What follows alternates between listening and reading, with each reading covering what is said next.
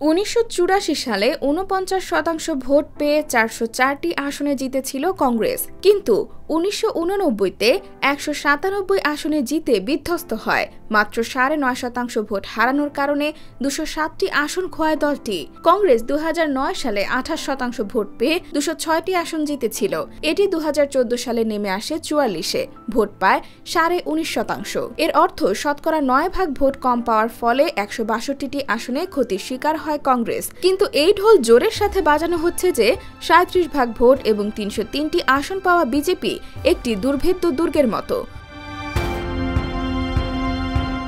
পরিসংখ্যানগত বিষয় রাজনৈতিক যুক্তিকে অস্বীকার করে ১৯৮৪ সালে বিজেপি ৭ ভাগ ভোট পেয়ে মাত্র ২টি আসন জিতেছিল। ১৯৮৯ সালে তারই শতকরা ১১ ভাগ ভোট পেয়ে এক লাফে ৮৩টি আসন পেয়ে গেল। ৮১টি আসন বাড়লেও বিজেপির ভোট বেড়েছিল মাত্র ৩ ভাগ। ২০১৪ সালেও ৩১ ভাগ ভোট পেয়ে ২৮২টি আসন পেয়েছিল বিজেপি, অথচ ২০০৯ সালে তারা শতকরা ১৮ ভাগ ভোট পেয়ে মাত্র ১১৬টি আসন পেয়েছিল। অর্থাৎ হিসাব করলে দেখা যায় মাত্র ৫ বছরের ব্যবধানে ১২.৫ ভাগ ভোট বাড়লেও আসন বেড়ে যায় ১৬৬টি। এ থেকে স্পষ্ট যে প্রায় ৯ থেকে ১০ ভাগ ভোটের এদিক সেদিক হওয়ার সম্ভাবনা না, আর এতে ১০০ আসনের হেরফের হতে পারে। এই বাস্তবতা থেকেই কংগ্রেসের আশা, অনেক পুরনো দল, এর নেতারা ও কৌশল নির্ধারকেরা বিশ্বাস করেন যে তারা কমপক্ষে ৫% ভোট বেশি পাবেন, কারণ এই নির্বাচনে কংগ্রেসের বিরুদ্ধে কোনো অ্যান্টি ইনকামবেসি নেই। তারা ১ দশক ধরে ক্ষমতার বাইরে ছিল। তাছাড়া পুলওয়ামা, বালাকোটের মতো কোনো ভাবাবেগের সমস্যা নেই। প্রধানমন্ত্রী নরেন্দ্র মোদীর ধারণা ছিল রাম মন্দিরের উদ্বোধন ও এ নিয়ে প্রচার তাকে এবার ভোটে উতরে দেবে, কিন্তু তা ভুল প্রমাণিত হয়েছে। এমনকি মন্দির নিয়ে যারা উচ্ছ্বসিত ছিল তারা মোদীকে আবার ভোট দিতে ভোট কেন্দ্রে পর্যাপ্ত গেছে কিনা সন্দেহ। এমনকি জাতীয়তাবাদ, সন্ত্রাসবাদ এবং হিন্দু মুসলিম মেরুকরণের মতো অন্যান্য বিষয়ও কলকে পায়নি। বরং জীবিকার প্রয়োজনে মৌলিক উদ্বেগগুলো এই নির্বাচনে অনেক বেশি গ্রহণযোগ্যতা পেয়েছে। অনেক কংগ্রেস নেতা বিশ্বাস করেন তাদের লাভ অনেক বেশি হবে, কারণ মূল্যবৃদ্ধি, বেকারত্ব, বর্ণশুমারি এবং সংবিধান বদলানোর হুমকি নির্বাচনী আলোচনায় প্রাধান্য পেয়েছে।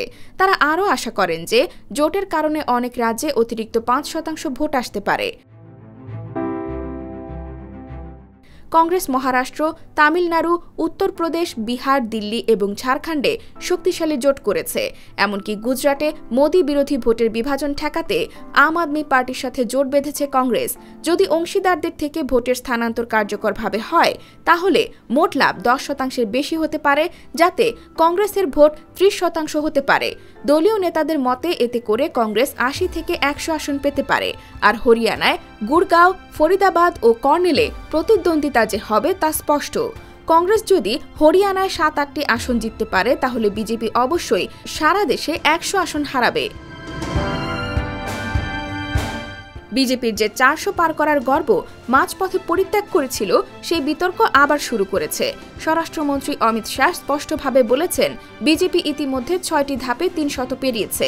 অনেক নির্বাচন বিশেষজ্ঞ এও বলছেন বিজেপি সংখ্যাগরিষ্ঠতার চেয়ে অনেক বেশি পাবে। তার মানে প্রতিকূলতা সত্ত্বেও বিজেপি তার ভোটের ভাগ বাড়াতে সচেষ্ট। মোদী গদি হারাবেন নাকি হারাবেন না, সেটা আগামী মঙ্গলবার জানা যাবে। IBTV USA, new York.